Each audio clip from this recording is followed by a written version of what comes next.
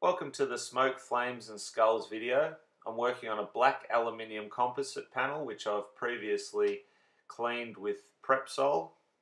So I've wiped it on and then wiped it off, and then used some KC10 House of Colour post sanding cleaner, which is pretty much just a water-based Prepsol, just to get any of the other grime on. You can see here I'm using the 2nd degree burn True Fire templates by Mike Lavallee, and I'm just mapping in those smoke flames. So I call them smoke flames whenever I do these black and white sort of wispy flames. I'm just adding a few embers there. So you use your template, as you can see there, but you're not just totally using that template all the time. So you'll use it to get a bit of a harsh edge, and then you'll soften it off and use your freehand techniques to create that sort of wispy, smoky effect. So what I'm doing now is I'm just adding in some skulls. So I'm just doing that at random. I haven't planned this or sketched them in. I'm just using my airbrush to sketch all that in. So my CMC Plus from Iwata Micron. I'm using House of Colour white, so just a base coat white, which I've over thinned. You may already know from some of my other videos I do like to run my paint reasonably thin, so that I can almost sketch with it and gradually build my layers. And plus it also stops it from tip drying as much and spattering. So always strain my paint as well before I start airbrushing, so just using a mini paper strainer, which should be available from any of your local body shops, should sell it. So you can see I'm just sort of shaping each skull with that white, just to get a base down and a foundation, and then I'll come back later and I'll add the shadows and highlights and blend them into the fire. So just take your time, and if you're not comfortable doing it freehand, just you can sketch all this out on a bit of paper, or even use a bit of transparency film or masking. Stretch mask works well, as you can cover the area and then draw onto that and cut out your skulls if you need to, or just transfer it any other way that using chalk pencils, or draw straight on with a white pencil. So plenty of different methods that you can try, but for this particular video I just wanted to do it freehand. So you can see I just create the skull, so just using the white, and I'm kind of running with the shape of the flame lick as well. So that's why I like doing these ones freehand, because you can sort of customize them to the style of flame that you've got. Alright, what I'm doing now is I'm adding the detail into the skulls.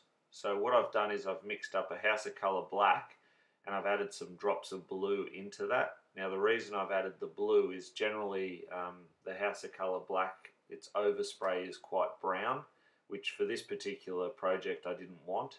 So by putting the blue in, it neutralizes that, and the overspray then is like a greeny blue, which is, it's kind of a really cool look. It looks a bit more like a tattoo-y sort of style artwork. So all I'm doing is getting all those deep shadows in there. Again, just making it up as I go. There's no real reference for this one, but again, if you're not comfortable, jump online, grab yourself a couple of skull references and work off that. These are not intended to be realistic looking skulls, they're just purely in the background, just part of the flame. So just keep working all that in. I've switched now to my custom Micron, so it's got the larger cup and the taller trigger.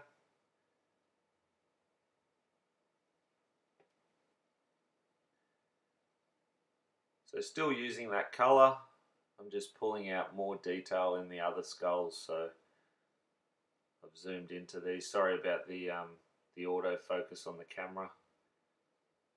Seems to be constantly adjusting, but hopefully you can see enough there to get the idea. So you can see I've just created that little bit of that flame flicking out of the eye socket. So you can add little bits like that as you go.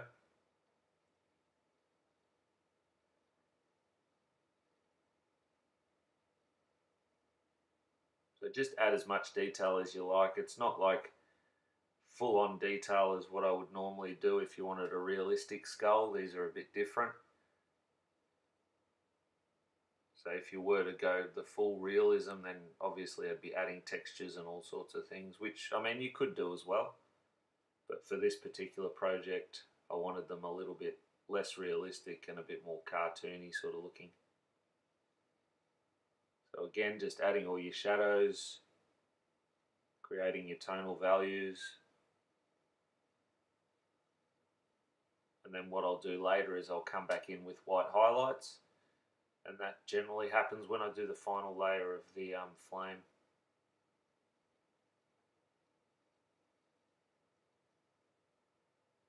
It's a really good little one to do because it's quite simple. You're only using a couple of colours and really, really effective when it's finished. So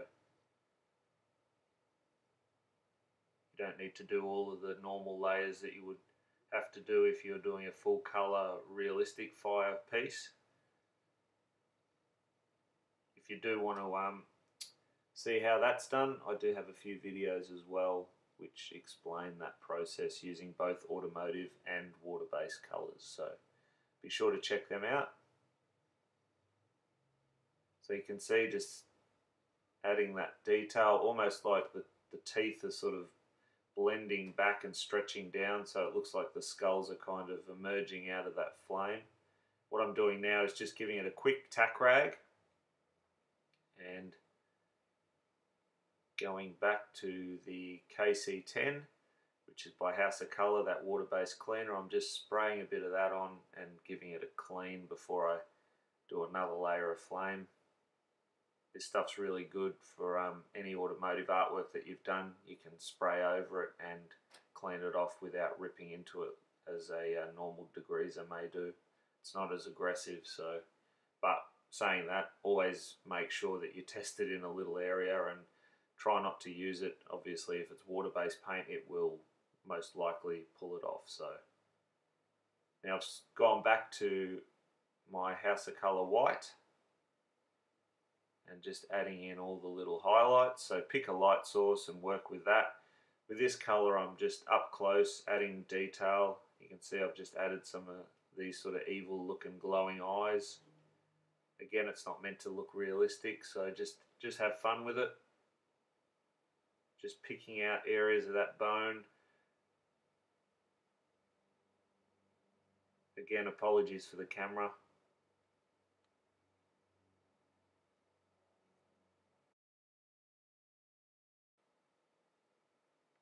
Okay, just moving on to the next skull there.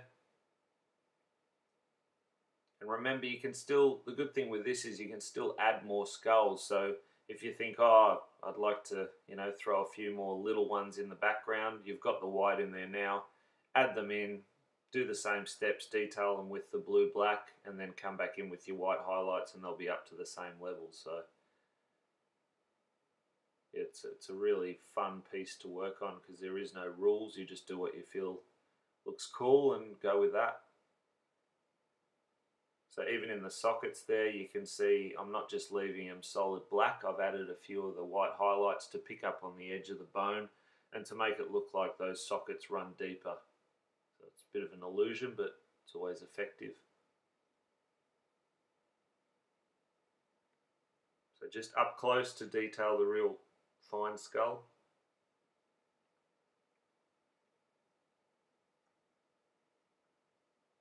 And this is the last one. So exactly the same process, just pick your light source.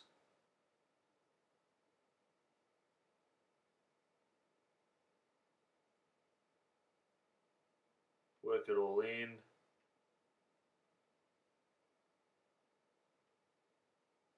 Detail the teeth.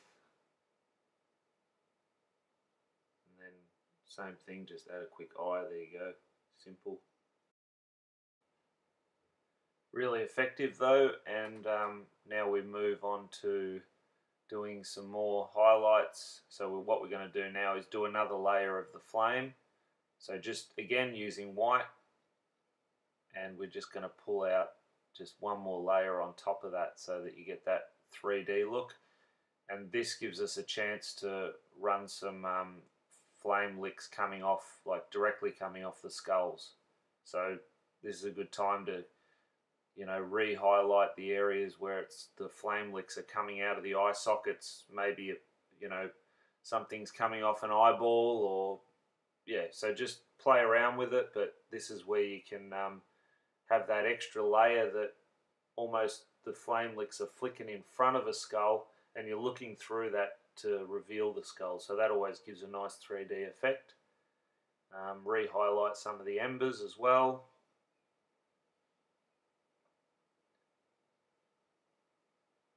So just take your time, use the stencil, but again, don't just go over everything. You can also use the edges of the stencils to pop out the head of the skull, like the craniums, to make them a bit more sharp and three-dimensional.